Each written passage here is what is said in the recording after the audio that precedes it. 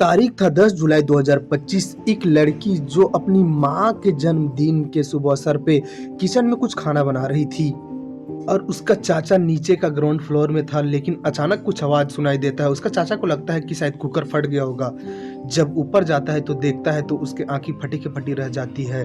वहाँ जो लड़की थी वह फर्श पे गिरी हुई थी और उसका शरीर से लगातार ब्लड बह रहा था।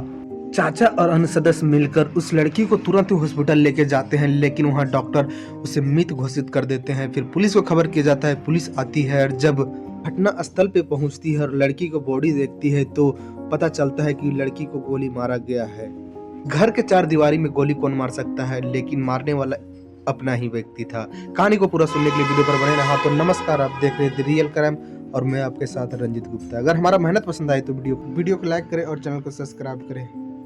हरियाणा के गुरुग्राम में सेक्टर 57 में सुशांत सोसाइटी में एक परिवार रहा करता था, जिस परिवार का मुखिया का नाम दीपक यादव और दीपक यादव का भाई का नाम कुलदीप होता है। दीपक यादव का एक बेटी राधिका यादव और पत्नी वगैरह सब वहीं रहा करते थे। राधिका यादव टेनिस का खिलाड़ी होती है और राधिका यादव काफी उत्तेजित होती है खेलने में और लोग कहते थे कि सानिया मिर्जा अगला टाइम में यही बनेगी और अपना काम में वो लगातार फोकस कर रही थी और घर के बगल में ही कोचिंग खोल के रखी थी टेनिस के लिए और वहीं बच्चों लोग को एकेडमी दिया करती थी। 10 जुलाई 2025 का वह दिन था। राधिका यादव के माँ के बर्थडे होता है और वह किचन में खाना बना रही होती है। माँ के लिए कुछ स्पेशल डिश बना रही होती है, इसलिए उसका माँ का उस दिन तबीयत खराब था। वह सोची कि बाहर के खाना से अच्छा रहेगा कि घर का ही खाना दिया जाए ताकि तबीयत में जल्द से जल्द सुधार हो। और राधिका यादव जो थी वह किचन में खाना बना रही थी और इसके जो चाचा थे कुलदीप यादव वह ग्राउंड फ्लोर पे थे और कुलदीप यादव के बेटा पीयूष वह भी साथ में नीचे था और जो दीपक यादव था राधिका यादव के पिता वह भी घर में ही था।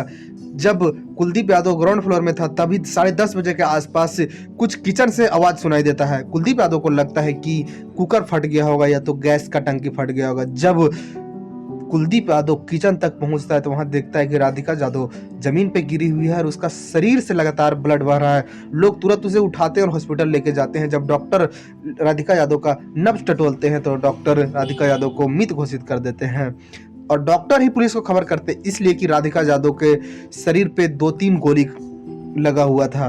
कुलदीप यादव को लग रहा था कि कुकर या गैस फटने की वजह से हुआ है, लेकिन जब डॉक्टर वह चीज देखती है तो पुलिस को खबर किया जाता है। पुलिस आती है और उसका जो चाचा थे उससे पूछताछ करती है तो उसका चाचा बोलते हैं कि घर में तो कोई नहीं, बस हम लोग जो है वही रहा करते हैं। पुलिस आती है उस घर के मुआयना करने के लिए और उस किचन तक पहुंचती है तो देखती है कि बुलेट का 2 खोखा गिरा हुआ है। फिर पुलिस उसके चाचा से पूछती है और कुलदीप यादव भी पहुंच जाता है, उसके पिता उससे भी पूछताछ करती है तो शुरुआत में तो कोई कुछ नहीं बोलता है, लेकिन कुछ लड़खड़ाता आवाज उसका पिताजी के था दीपक यादव का। पुलिस को उस पर संदेह होता है और पुलिस जब सख्ती से दीपक यादव से पूछताछ करती है तो दीपक यादव टूट जाता है और बोलता है हाँ, राधिका को गोली हम मारे हैं। पुलिस उसे हिरासत में लेती है और उसे पुलिस स्टेशन लेके जाती है। वहाँ पूछताछ विस्तार से करती है तो दीपक यादव बोलता है कि हमारी बेटी एक टेनिस की खिलाड़ी थी और वह एक एकेडमी चला रही थी और हम गांव में जब भी लोगों के बीच बैठते थे सब यही बोलते कि तुम अपनी बेटी की कमाई पे जी रहे हो, तुम्हारा क्या है,